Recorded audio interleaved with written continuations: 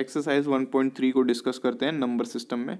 तो write the following in decimal form and say what kind of decimal expansion each has. देखिए decimal expansion या तो terminating होता है या तो नॉन टर्मिनेटिंग होता है, या तो रेकरिंग और नॉन टर्मिनेटिंग होता है, और या तो नॉन टर्मिनेटिंग और रेकरिंग होता है। मतलब ये सारे वेराइटीज़ हैं जो कि आपको एनसीईआरटी में मिल जाएंगी। अगर आप जैसे कि 1.2 जब एक्सरसाइज ख़त्म हुई है तो उसके जस्ट बाद ये थोड़ा सा समझाया है 1.3 होने के पहले। तो 2-3 पेज अगर आपको पढ़ने का मूड हो तो पढ़िएगा, नहीं मूड हो तो मैं अभी इस वीडियो में भी समझाऊंगा तो आपको समझ आ जाएगा। बस आपको बशर्ते ये है कि आपको वीडियो लास्ट तक देखनी पड़ेगी, धीरे धीरे समझ आना शुरू हो जाएगा। जैसे कि इस एक्सरसाइज में जो कि एक्सरसाइज 1.3 है, इसमें टोटल क्वेश्चंस हैं 9। तो मैं 9 के 9 कराऊंगा, आपको सारे समझ आ जाएंगे, मेरे साथ बने रहिए। देखिए फर्स्ट क्वेश्चन है कि हमें ये बताना है कि ये किस फॉर्म का है जो भी एक्सपेंशन हम कर रहे हैं। तो 36/100 है, तो 36/100 को हम लिख सकते हैं 0.36। ठीक है, तो ये कैसा हो गया, टर्मिनेट हो गया, मतलब एक सर्टेन जगह पे जाके रुक गया तो उसको टर्मिनेटिंग बोलेंगे। 0.36 को अगर मैं बोलूँ कि ये कहाँ जाके रुक गया तो 6 पे जाके रुक गया, तो इसलिए ये टर्मिनेटिंग है, जो कि 2 डिजिट्स जाके रुक गया। डेसिमल के बाद 2 डिजिट्स गया 3 और 6, फिर रुक गया तो टर्मिनेट हो गया। ऐसे ही सेकंड में अगर बोले तो 1/100 1/11 अगर आप करेंगे, तो मैं कैलकुलेटर पे अगर आपको दिखाऊं कि 1/11 करेंगे तो क्या होगा, एक सेकेंड, कैलकुलेटर मुझे अपना खोलना पड़ेगा तो मैं उस पर आपको दिखाता हूँ ये वाला करके। 1/11 अगर आप करेंगे तो देखिए ये यहाँ पे आ रहा है 0.090909090 ऐसे करके चलता जा रहा है। तो अब देखिए, तो ये जो है 0.90 पे रेकरिंग आ गया, इसको बोलते हैं रेकरिंग, मतलब एक ही चीज़ बार बार रिपीट हो रही है, रेकरिंग और नॉन टर्मिनेटिंग, और ये टर्मिनेट भी नहीं होने वाली है। ऐसे ही बढ़ते हैं थर्ड पे। थर्ड है 4/1/8। तो जब भी ऐसे दिया रहता है फ्रैक्शन में तो इसको पहले आपको करना पड़ेगा 8/4 + 1। 8/4 करेंगे तो वो हो जाएगा 32 + 1 यानी 33। 33 को 8 से फिर डिवाइड कर देंगे, 33/8। तो फिर से मुझे कैलकुलेटर पे आपको दिखाना पड़ेगा कि 33 को डिवाइड करेंगे 8 से तो क्या आंसर आएगा, तो 4.125 आएगा। तो जब 4.125 आया है तो ये तो टर्मिनेट हो गया ना, इसके आगे तो कुछ रिपीट हुआ नहीं, जैसे उसमें 0909 हो रहा था, इसमें नहीं रिपीट हुआ तो इसको टर्मिनेटिंग बोलेंगे। देखा मैं अब तक मैंने जो भी समझाया आई होप आपको सारा समझ में आ रहा होगा। अगला चलते हैं 3/13 को करेंगे। तो ये बाकी के एग्जाम्पल्स भी सिमिलरली वैसे ही हैं। 3/13 को आप अपने कैलकुलेटर पे कैलकुलेट करके देखिएगा, ये डिजिट वापस से रिपीट होगी तो उसको रेकरिंग और नॉन टर्मिनेटिंग बोला जाता है। फिर है 2/11। 2/11 को आप करेंगे तो वो नॉन टर्मिनेटिंग और रेकरिंग होगा, मतलब टर्मिनेट भी नहीं हो रहा और रेकरिंग भी हो रहा है। सिमिलरली 6 को करेंगे तो 6 वाला टर्मिनेट हो जा रहा है। तो ये सब कैलकुलेशन बेस्ड है। ये ऐसे क्वेश्चंस वैसे एग्जाम में तो नहीं आते हैं क्योंकि ये बहुत ही इजी है, लेकिन ऐसे जनरल नॉलेज के लिए आपको पता होना चाहिए कि टर्मिनेटिंग क्या होता है, नॉन टर्मिनेटिंग क्या होता है। ये ऊपर जो बार लगा हुआ है ये क्या होता है, ये जो ऊपर बार लगा है ना डैश, ये रिप्रेजेंट करता है कि ये रेकरिंग है, मतलब एक ही चीज़ कई बार रिपीट हो रही है। चलिए आगे बढ़ते हैं। Question number 2, you know that 1/7 is this much. 1/7 की वैल्यू दी है। Can you predict what the decimal expansion of this. अच्छा मैं पढ़ देता हूँ। Expansion of 2/7, 3/7, 4/7, 5/7, 6/7 are without actually doing the long division. बोल रहा है कि बिना लॉन्ग डिवीजन किए हमने आपको एक थोड़ी सी इंफॉर्मेशन दे दी कि 1/7 की ये वैल्यू है, तो क्या आप 2/7, 3/7, 4/7, 5/7, 6/7 को निकाल सकते हो? तो बिल्कुल निकाल सकते हैं। कैसे कि जो 2/7 है उसको हम लिख सकते हैं, यहाँ पे देखिए जो 2/7 है उसको हम लिख सकते हैं 2 × 1/7 लिख सकते हैं कि नहीं? इतना मैथ्स तो सबको आता होगा कि 2/7 = 2 × 1/7। 1/7 की वैल्यू ऑलरेडी हमें गिवन है तो बस उसको 2 से इंटू कर दो तो आंसर आ जाएगा। सिमिलरली 3/7 को हम लिख सकते हैं 3 इंटू 1/7, तो 3 से जो वैल्यू दी है 1.7 की उसको इंटू कर देंगे। सिमिलरली ऐसे ही 6 तक हो जाएगा। क्वेश्चन नंबर 3 की बात करते हैं। Express the following in the form of P by Q. इसको पी बाई क्यू के फॉर्म में हमें रिप्रेजेंट करना है, और मैंने अभी आपको बताया कि पी बाई क्यू कौन सा फॉर्म होता है, वो तो रेशनल नंबर होता है। तो रेशनल नंबर में हमें इसे बताना है where p and q are integers and q is not equal to 0। Question number 1 0.6 दिया है, तो ऐसे क्वेश्चन एग्जाम में आते हैं। और अगर इस वाली एक्सरसाइज से कोई बोले कि एक क्वेश्चन पढ़ के जाओ जो कि एग्जाम में आएगा, तो वो ये 3rd क्वेश्चन होता है। इस टाइप के क्वेश्चन एग्जाम में आते हैं। तो x इज इक्वल टू 0.6, तो यहाँ पे ऊपर 0.6 के ऊपर बार लगा है, तो बार का मतलब हो गया 0.666666666 to be written in the form of p by q. So 1 digit 6 is repeating, 6 जो डिजिट है वो रिपीट कर रहा है, तो we multiply it with 10 on the both side. तो जो x हमने है जो नंबर था उसको x सपोज कर लिया, और उसमें जो 6 रिपीट हो रहा था उसको हमने ऐसे लिख लिया 0.66666। अब हमने 10 से मल्टीप्लाई कर दिया x को, तो 10x हो गया, और 0.6 को हमने 10 से मल्टीप्लाई किया तो 6.6 हो गया, और 6 पे बार आ जाएगा।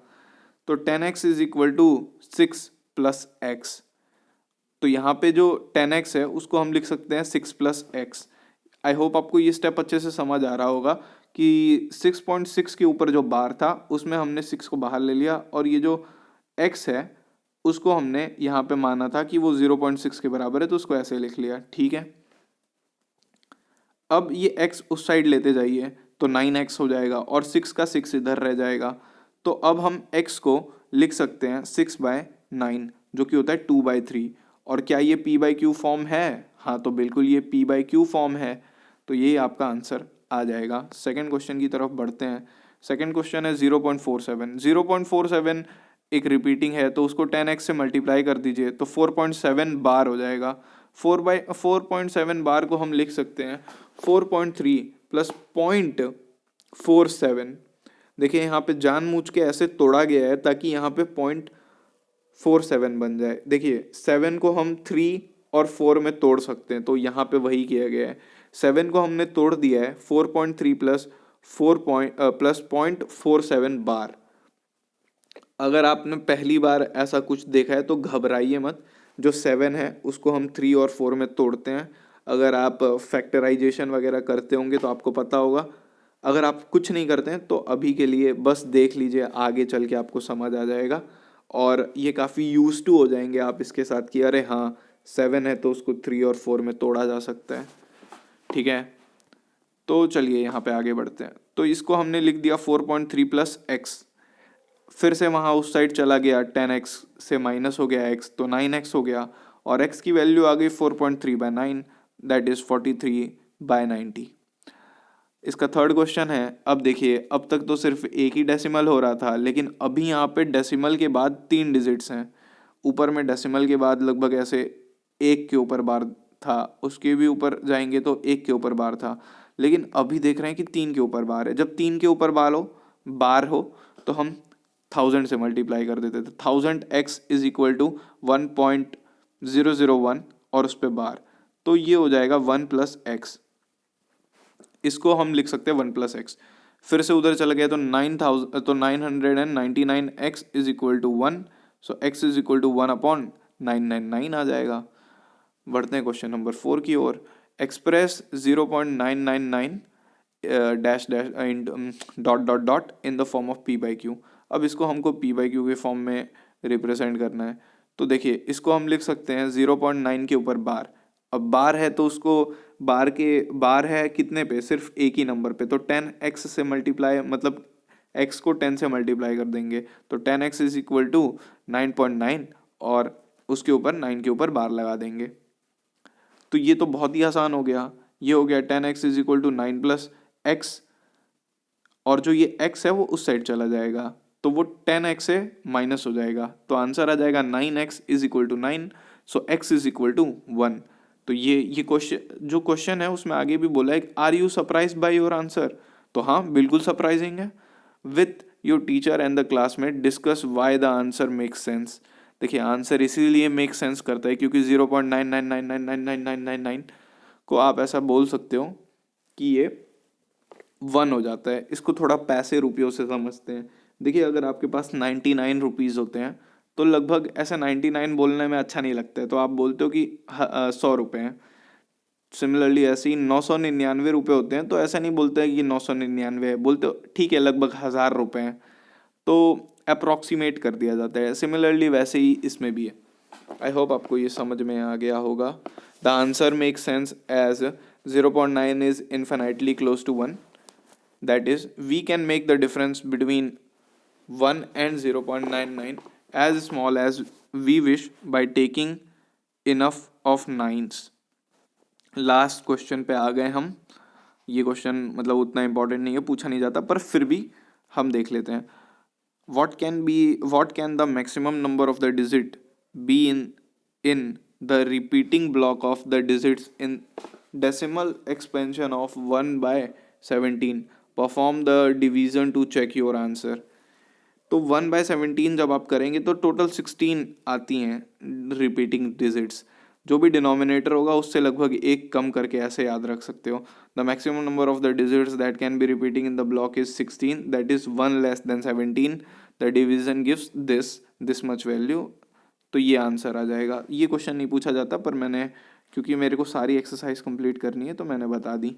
और इस पूरी एक्सरसाइज में मैं बता देता हूँ आपको इम्पोर्टेंट क्वेश्चन कौन सा है। इम्पॉर्टेंट क्वेश्चन है क्वेश्चन नंबर 3। ये क्वेश्चन इंपॉर्टेंट है, पढ़ के जाना होगा तो ये ज़रूर पढ़ के जाइएगा। इसके अलावा कोई भी क्वेश्चन इसमें इम्पॉर्टेंट नहीं है, ठीक है। अरे एक सेकेंड, अभी ये एक्सरसाइज नहीं ख़त्म हुई है, और भी क्वेश्चन है, shit. Question number 6, look at the several examples of the rational number in the form of p by q where p and q are integers with no common factors other than 1 and having terminating decimal representations।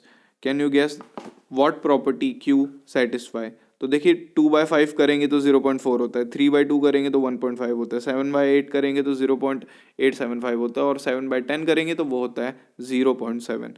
तो all the denominators are either 2 या तो उसकी powers हैं। जैसे कि 8 को हम क्या लिख सकते हैं, 2 की पावर 3 लिख सकते हैं।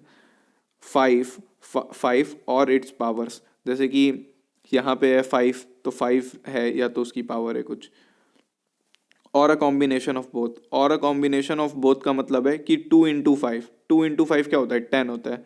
तो यहाँ जितने भी डिनोमिनेटर हैं ये 2 इंटू 5 ऐसे करके भी लिखे जा सकते हैं। तो जितने भी डिनोमिनेटर हैं या तो वो 2 हैं या तो वो 5 हैं या तो इन दोनों के कॉम्बिनेशंस हैं।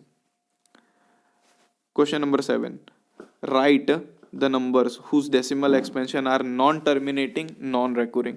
तो नॉन टर्मिनेटिंग नॉन रिकरिंग के एग्जांपल्स आपको देने हैं, जैसे कि 7.3141114, फिर 1114, फिर 41114 ऐसे करके। एक और एग्जांपल है आप दे सकते हैं 0.10100, फिर 2, फिर 0003, फिर 0004 ऐसे करके। और पाई तो आप सब जानते ही होंगे, पाई की जो वैल्यू होती है वो होती है non terminating non recurring. MCQ जो पेपर होता है उसमें ऐसे कई बार पूछ लेता है कि पाई की वैल्यू बता दो, तो 3.1416 ऐसे करके लंबी चौड़ी वैल्यू होती है, आप 3.14 से ही छोड़ सकते हैं। अच्छा, एक इंडियन थे जिन्होंने ये पूरा पाई की काफ़ी हद तक वैल्यू कैलकुलेट की थी। उनका नाम अगर आपको पता है तो आप कमेंट सेक्शंस में ज़रूर बताइएगा, मैं वो कमेंट लाइक कर दूंगा, ठीक है। Question number 8, find the 3 different irrational numbers between the rational numbers 5/7 and 9/11। तो इसके बीच में हमें रेशनल नंबर बताने हैं। तो कोई भी दो नंबर हम ले सकते हैं, जैसे कि 5/7 की ये वैल्यू होती है और 9/11 की 0.81 बार वैल्यू होती है। तो there are an infinite number of irrational numbers between these two numbers, we may choose any 3 of them. हम इनमें से कोई भी 3 चूज कर सकते हैं। तो 0.7234 ऐसे करके हमने चूज कर लिए। कोई भी 3 आप चूज कर सकते थे, बस ये जो नंबर आया ना इससे बड़े होने चाहिए। आगे चलते हैं, क्लासीफाई द फॉलोइंग। अच्छा, अब ये लास्ट क्वेश्चन है ना, हाँ इसको अच्छे से ले लेते हैं। वैसे ये क्वेश्चन से इम्पॉर्टेंट नहीं है, सिर्फ एक ही क्वेश्चन इम्पॉर्टेंट था जो कि था क्वेश्चन नंबर 3, पर हम क्योंकि सारे देख रहे हैं तो हमें सारे देखना है। Classify the following number as rational या फिर इरेशनल। देखिए जिसके ऊपर √23 है, साफ साफ पता चल रहा है कि ये इरेशनल नंबर है, जो कि जैसे कि √ अगर 25 होता है तो 25 का 5 आ जाता है, तो वो रेशनल में चला जाता है, लेकिन अभी तो नहीं है, अभी √23 है, तो फिर ये हो जाएगा इरेशनल। फिर सेकंड जो है अंडर सॉरी, तो मैं बोल रहा था कि √2 to 5 है, √2 to 5 को हम 15 लिख सकते हैं, तो इसलिए ये रेशनल हो जाएगा। फिर जो थर्ड है वो तो टर्मिनेटिंग हो जा रहा है, ठीक है, एक जगह पे जाके रुक जा रहा है, इसको हम P/Q में रिप्रेजेंट कर सकते हैं। 3796 डिवाइडेड बाय 10000 कर देंगे, तो ये टर्मिनेटिंग है, P/Q फॉर्म में आ जाएगा, तो ये रेशनल है। अगला क्वेश्चन है, ये देखिए इन्फेनाइट तक जा रहा है, 7.478478 से लेके डॉट डॉट डॉट, तो ये इरेशनल है। फिफ्थ जो है वो तो साफ साफ अभी हमने एग्जाम्पल में भी देखा था कि ये इरेशनल है, क्योंकि 1.10 100 ऐसे ऐसे करके। इसी के साथ आपकी ये एक्सरसाइज ख़त्म होती है। आई होप आपको ये वीडियो अच्छा लगा हो। अगर आपको अच्छा लगा है तो हमारे चैनल को सब्सक्राइब कर लीजिएगा, वीडियो को लाइक कर दीजिएगा, कुछ अच्छा अच्छा कमेंट भी कर सकते हैं। मिलता हूँ आपसे नेक्स्ट वीडियो में।